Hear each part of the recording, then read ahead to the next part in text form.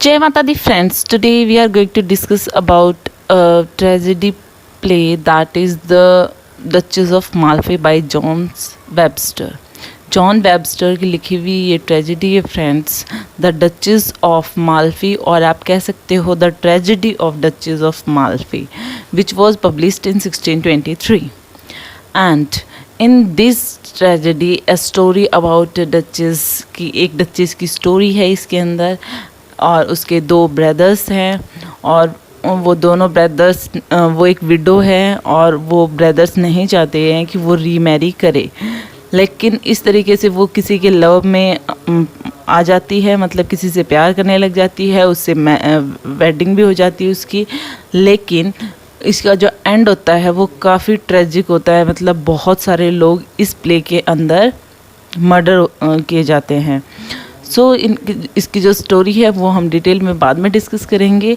First of all हम इसके characters की बात कर लेते हैं. द डचेस, जिस पे ये है डचेस ड्यूक की जो वाइफ हैं, तो एक जो ड्यूक होते हैं उनकी डेथ हो जाती है, तो वो जो डचेस हैं ये विडो हैं, और when her two brothers learn she has disobeyed their command not to remarry, क्योंकि उनके भाइयों ने कहा था कि वो शादी नहीं करेगी, रीमैरी नहीं करेगी वापस से, और उसके लिए उसको फिर पनिश किया जाता है, मतलब उसको मार दिया जाता है.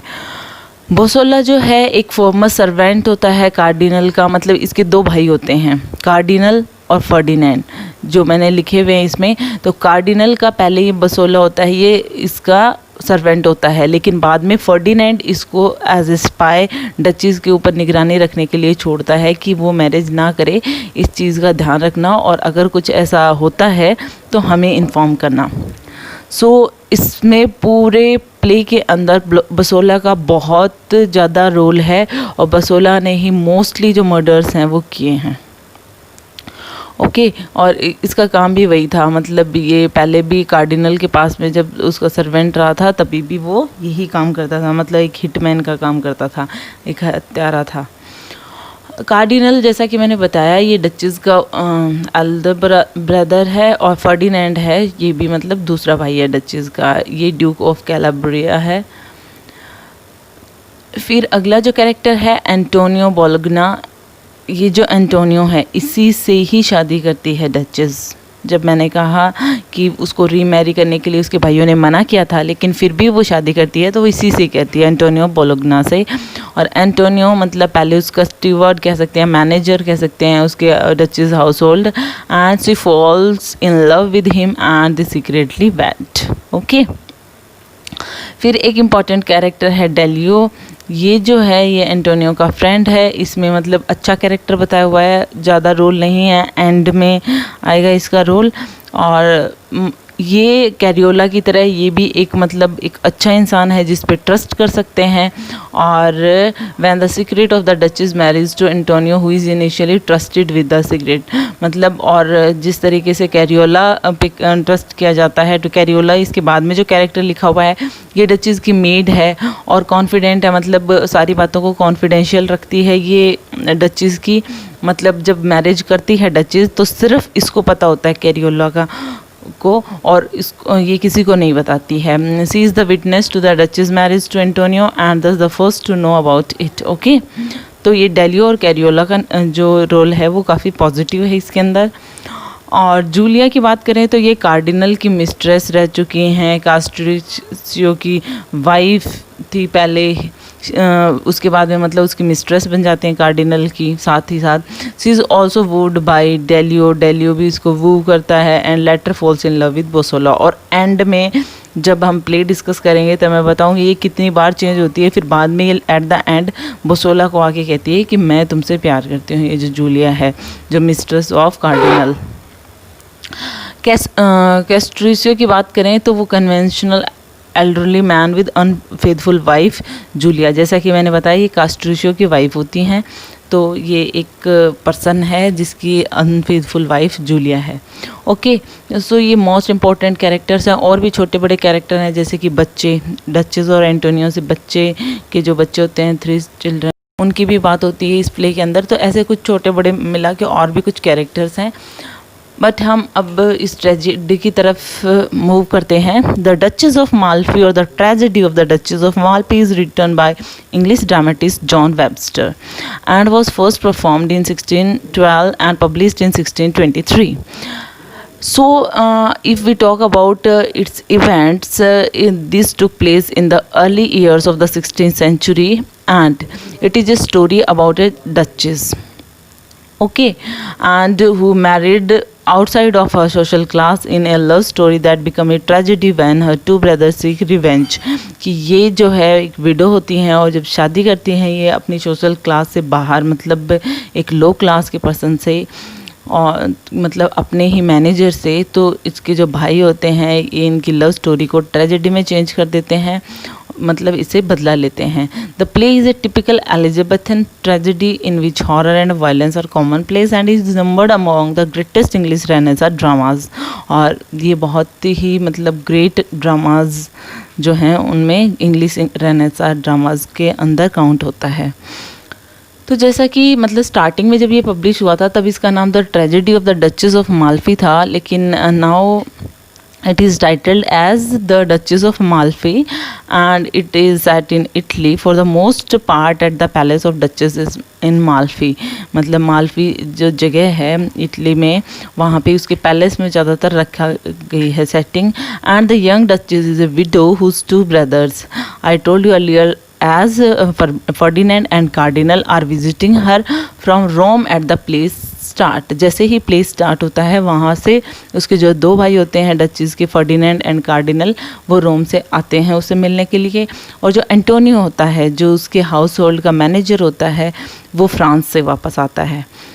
फिर जैसे ही before leaving the Duchess Ferdinand engages Bosola previously used by cardinal as a hitman.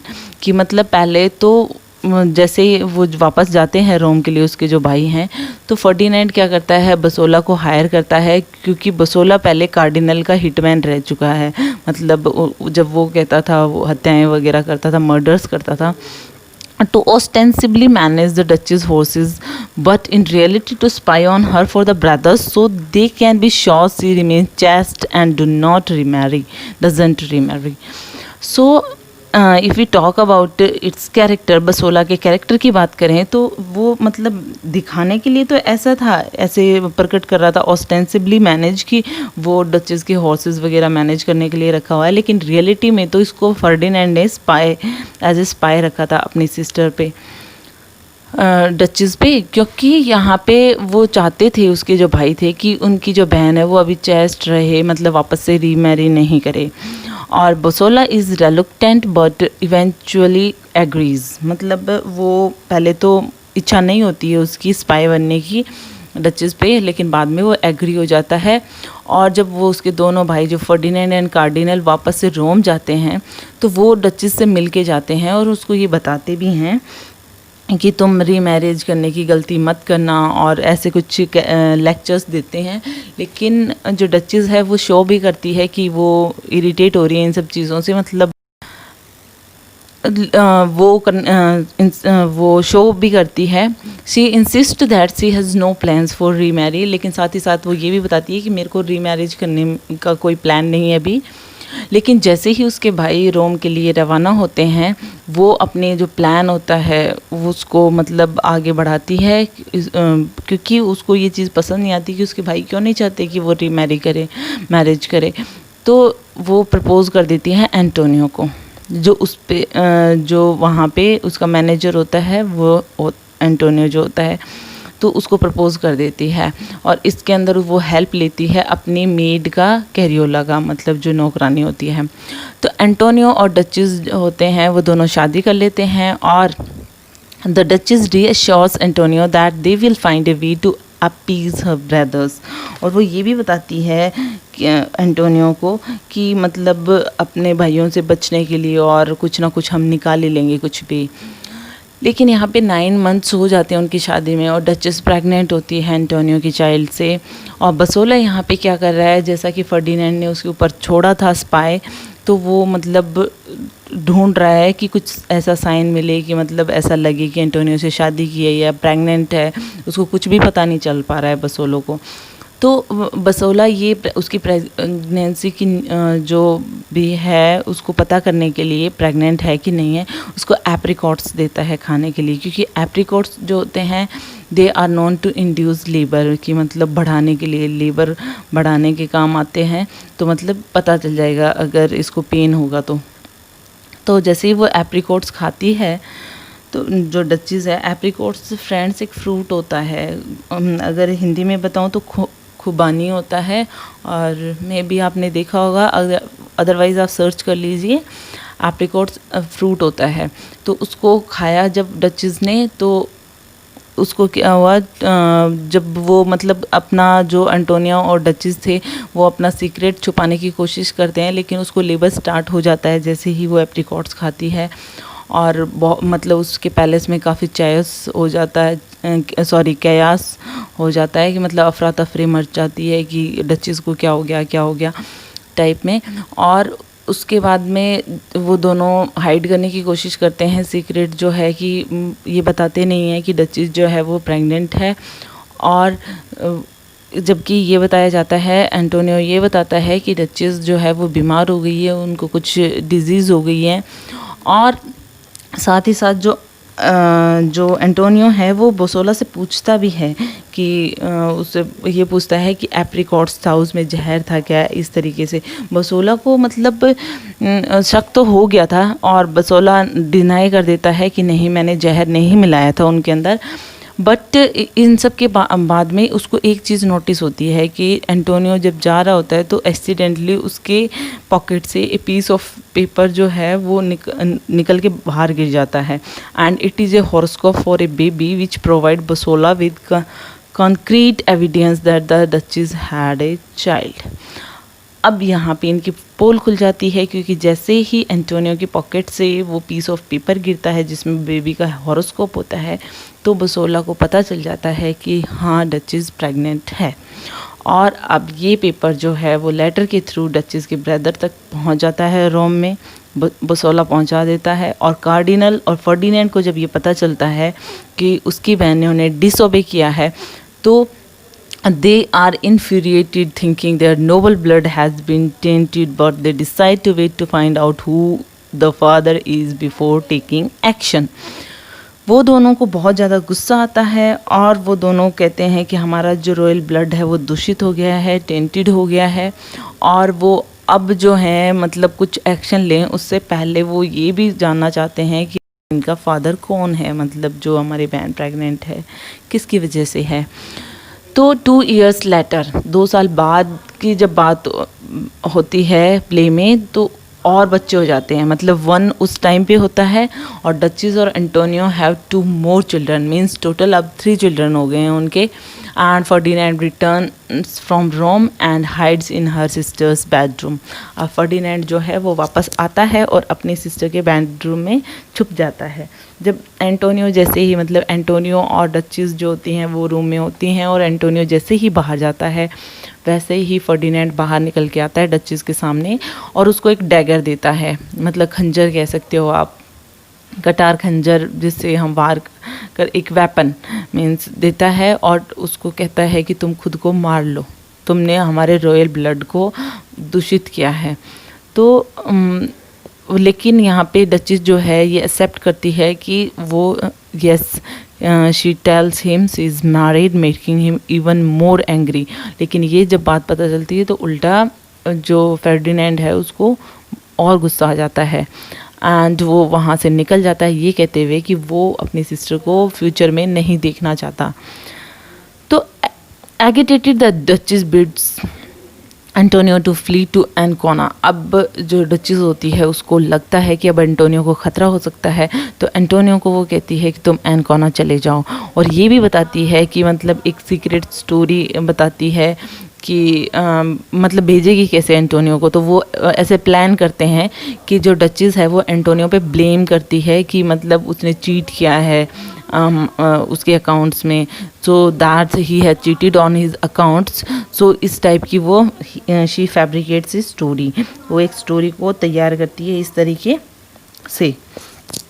तो इस तो इस तरीके से वो मतलब उसकी तैयारी हो जाती है। और लेकिन यहाँ पे क्या होता है कि जब ये जो ब्लेम लगाती है डचेस, उस टाइम पे बसोला होता है उसके दिमाग में और प्लानिंग चल रही होती है। बसोला जो होता है वो एंटोनियो का साथ देता है, मतलब एंटोनियो के लिए अच्छा बोलता है कि बहुत अच्छा है, बिलीवेबल है।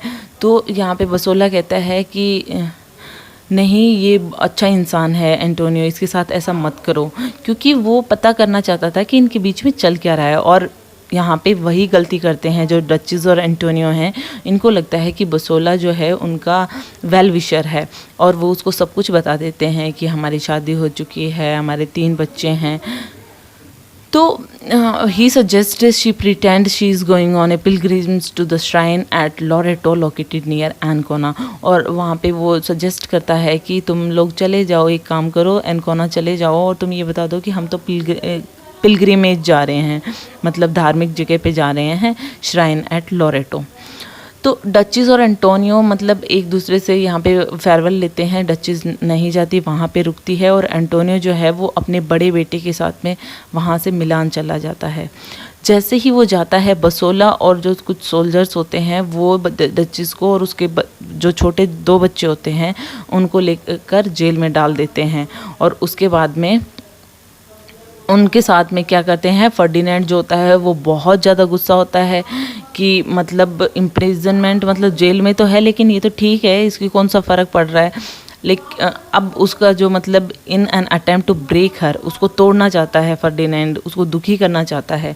तो उसको क्या करता है कि अपने जो बहन जो डचेस है उसको शो करता है, क्या शो करता है, wax corpse of her family members to convince her they are dead. और वो ऐसा मतलब वैक्स के ऐसे कफन मतलब लाशें तैयार करता है जिसमें मतलब उसका हस्बैंड, उसके बच्चे ख़त्म हो चुके हैं, मतलब उनको ये शो करने की कोशिश करता है कि वो मर चुके हैं डचेस के सामने। अब जो बसोला है tries to stop Ferdinand for torturing the duchess but no avail. अब बसोला क्या है, यहाँ पे बसोला सारे काम गलत करता है, लेकिन बसोला को अब ऐसे लगता है कि फर्डिनेंड कुछ ज़्यादा ही अपनी सिस्टर को टॉर्चर कर रहा है, तो वो उसको रोकने की कोशिश करता है, लेकिन but to no avail. Okay, then Basola is sent to her disguised as a tomb maker to prepare her for death। और अब बसोला को भेजा जाता है उसको मारने के लिए। Like other attempts, this too fails to affect her। मतलब अब तो वो वैसे भी जीना नहीं चाहती, मतलब अब तक जो अटैम्प्ट किए थे उसके ऊपर डचेस पे कोई फ़र्क नहीं पड़ रहा था। अब भी वो काम है क्योंकि अब तो वो अपनी फैमिली के पास जाना चाहती है, मतलब अब उसको ऐसे लगता है कि उसके हस्बैंड और जो बच्चे मर चुके हैं तो मैं वहीं पे जाना चाहूँगी ना। तो यहाँ लेकिन एक्चुअल में ऐसा होता नहीं है। एंटोनियो और उसका जो बड़ा बेटा होता है वो मरे नहीं हैं अभी। तो द एग्जीक्यूशनर्स अराइव विद बसोला स्ट्रैंगल हर। और यहाँ पे आते हैं और डचेस को जो बसोला है वो मार देता है। तो जैसे ही डचेस को मारता है उसके पीछे पीछे उन दोनों बच्चों को मार देता है, और साथ में उसकी जो मेड होती है कैरियोला वो भी कैद होती है, उसको भी मार दिया जाता है। तो इस तरीके से सबको जब मार दिया जाता है तो फर्डिनेंड जब आता है और अपनी डैड सिस्टर को देखता है डचेस को, तो वो Ferdinand is remorseful and blames Bosola for following his order and refuse to pay him for his work. Ferdinand को बहुत मतलब पश्चाताप होता है और वो बसोला से कहता है कि तुम्हें क्या ज़रूरत थी मेरे ऑर्डर्स को फॉलो करने की, और मैं तुम्हें तुम्हारे काम के पैसे भी नहीं दूंगा। मतलब अब उसे बहुत गिल्ट फील हो रहा है जो उसने किया है अपनी सिस्टर के साथ में। और उसके जो साइन हैं इंसैनिटी के वो बढ़ते ही जा रहे हैं, जो फर्डिनेंड के, कि मतलब अब उसको बहुत बुरा लग रहा है, उसको पागलपन बढ़ता जा रहा है कि उसने जो किया है अपनी सिस्टर के साथ वो सही नहीं था। अब as the Duchess takes her final breath, Bosola tells her that Antonio is still alive. Antonio is unaware of the deaths of his wife and children. Actual में डचेस को बताया गया है कि एंटोनियो और उसका बड़ा बेटा ख़त्म हो गया है, लेकिन जब वो मरने वाली होती, मतलब लास्ट ब्रीथ ले रही होती, उस टाइम बसोला उसको बता देता है कि एंटोनियो जिंदा है। लेकिन एंटोनियो को अब तक ये नहीं बताया कि उसकी वाइफ और उसका जो बच्चा था जो पैलेस में थे वो ख़त्म हो चुके हैं।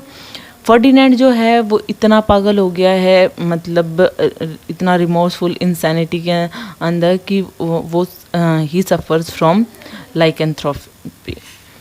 इसके अंदर मतलब ये एक ऐसी डिजीज़ होती है फ्रेंड लाइकेंथ्रोपी, जिसके अंदर मतलब आप ये कह सकते हो कि भेड़िया मानव मतलब एक जो पर्सन होता है वो वुल्फ की तरह रिएक्ट करने लग जाता है, तो and believing himself to be a wolf. And the cardinal pretends to know nothing about the death of his sister and offers Basola a reward to kill Antonio. और उसको कार्डिनल को अभी भी फ़र्क नहीं पड़ता कि उसकी सिस्टर की डेथ हो गई है या फिर उसको कोई फ़र्क नहीं पड़ता, उल्टा वो बसोला को मतलब रिवॉर्ड देने के लिए कहता है और कहता है कि तुम एंटोनियो को मारो, मतलब एंटोनियो को भी ख़त्म कर दो। तो अब जो कार्डिनल की जो मिस्ट्रेस है जूलिया, उसकी हम बात करते हैं।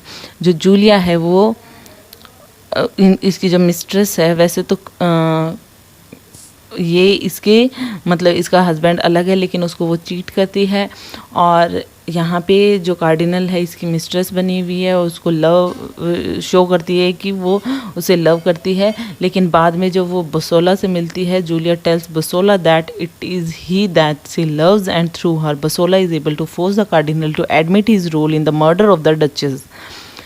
जब वो बसोला को ये कहती है कि वो उसे प्यार करती है, तो बसोला को एक आइडिया आता है कि अब क्योंकि बसोला ने इतने मर्डर्स किए, इतने गलत काम किए, आगे भी वो मतलब जाने अनजाने में और भी मर्डर्स करेगा। लेकिन यहाँ पे वो जब उनके भाइयों से रिवेंज लेना चाहता है डचेस की मौत का, तो वो सोचता है कि इसमें जूलिया मेरी हेल्प कर सकती है। तो जूलिया को क्या कहता है कि तुम कार्डिनल के पास जाओ, उससे ये एडमिट करवाओ कि उसने मर्डर किया है डचेस का। तो जूलिया जो है वो जाती है कार्डिनल के पास में, सारे सीक्रेट पता करती है और बाद में लेकिन कार्डिनल जो है वो जूलिया को किस करने के लिए कहता है, एक पॉइजन्ड बुक को, और वहाँ पे मर जाती है वो। बसोला जो है वो कार्डिनल को रिवील करता है कि मैंने सब कुछ देखा है, तुमने कन्फेस किया है और मतलब ये मर्डर करते हुए देखा, इस तरीके से। तो यहाँ पे कार्डिनल का मतलब कहता है कि नहीं, मैं पैसे के लिए मैं तुम्हारे साथ में काम करने के लिए तैयार हूँ, सिर्फ यहाँ पे एक ट्रिक कर रहा है अब जो बसोला है वो। और मतलब वो कहता है कि वो सोचता है कि यही एक तरीका है जिससे मैं एंटोनियो को बचा सकता हूँ, मतलब कार्डिनल की साइड लेकर कार्डिनल को ऐसा लगेगा मैं उसके साथ में हूँ लेकिन मैं एंटोनियो को बचा सकता हूँ इस तरीके से। And get revenge on the brothers. And in the cardinal's palace the cardinal all his courtiers to stay away from his room। अब क्या होता है, अब यहाँ पे मतलब जो प्ले है वो ख़त्म होने वाला है फ्रेंड्स, और अब ये जो कार्डिनल के पैलेस में सब कुछ होने वाला है, और कार्डिनल सारे कॉर्टियर्स को ये कह देता है कि तुम शायद कितनी शाउट एंड स्क्रीमिंग कैसी भी साउंड सुनो, तुम मेरे पास नहीं आओगे, मतलब कोई बाहर नहीं निकलेगा, सब अपने अपने जगह पे रहेंगे, कोई मेरे रूम में नहीं आएगा, मेरे रूम से दूर रहेंगे। तो ये सब कार्डिनल अपने कॉर्टियर्स को कह देता है, क्योंकि कार्डिनल का यहाँ पे प्लान है कि वो बसोला को ख़त्म कर देगा, जैसे ही उसका काम कंप्लीट होगा, एंटोनियो ख़त्म होगा, वैसे ही वो बसोला को मार देगा। बसोला जैसे ही चुपके से पैलेस के अंदर आता है, कार्डिनल का प्लान सुन लेता है वो कि वो मतलब कार्डिनल की हेल्प होने के बाद में उसको मार देगा। एंटोनियो जो है वो भी यहाँ पे पैलेस के अंदर आ जाता है धीरे से, मतलब सब चुपके चुपके कार्डिनल के पैलेस में इकट्ठे हो रहे हैं, और यहाँ पे कार्डिनल को ढूंढने के लिए वो आया एंटोनियो जो है कि मैं उससे मिलूँगा और उसकी लड़ाई आज ही ख़त्म हो जाएगी हमारे बीच में जो भी है। तो अब अंधेरे में क्या होता है कि बसोला एक्सीडेंटली क्या करता है कि उसे छुरा घोंप देता है, मतलब एंटोनियो को मार देता है जो वेपन से। तो mistaking him for one of the brother, वो सोचता है कार्डिनल ही होगा ये, लेकिन अंधेरे में वो एंटोनियो को मार देता है बसोला। अब जाने अनजाने में बसोला ने और मर्डर कर दिया।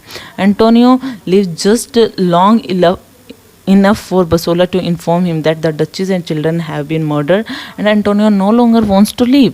अब यहाँ पे जैसे ही पता चलता है बसोला को कि ये मैंने मतलब रॉन्ग पर्सन को मार दिया, एंटोनियो को मार दिया मैं तो उल्टा इसके साथ देने वाला था, तो वो जब मरने वाला होता है तब वो बताता है कि डचेस और चिल्ड्रन जो हैं तुम्हारे वो मार दिए जा चुके हैं, और अब वैसे भी एंटोनियो जीना नहीं चाहता।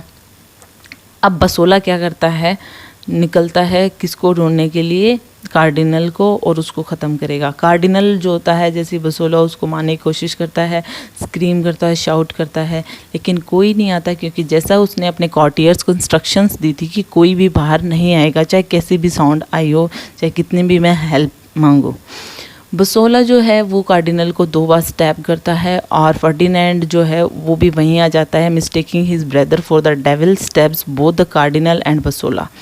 वो वहाँ पे आकर कार्डिनल और बसोला दोनों पे वार करता है।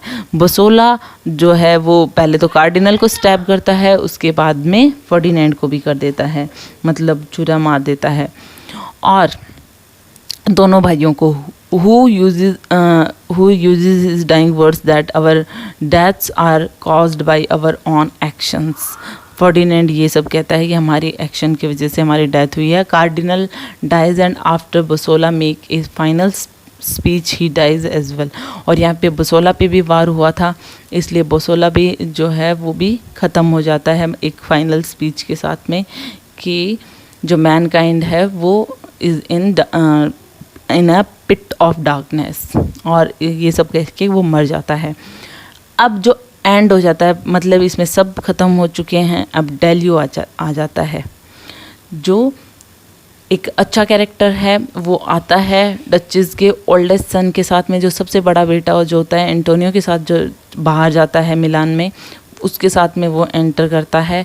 और क्योंकि वही जो बेटा होता है वही is the only son, the sole survivor of the family.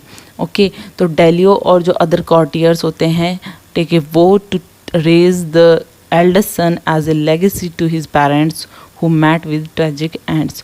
और सारे कॉर्टियर्स और डेलियो ये मतलब कसम खाते हैं कि जो सबसे बड़ा बेटा है जो एंटोनियो और डचेस का, इसको मतलब अपने पेरेंट्स की लेगेसी मिलेगी, और जिनका अब ट्रेजिक एंड हो चुका है, और ये मतलब नेक्स्ट किंग बनेगा, मतलब ड्यूक बनेगा next, Duke of Malfi. Okay, so it is all about the Duchess of Malfi.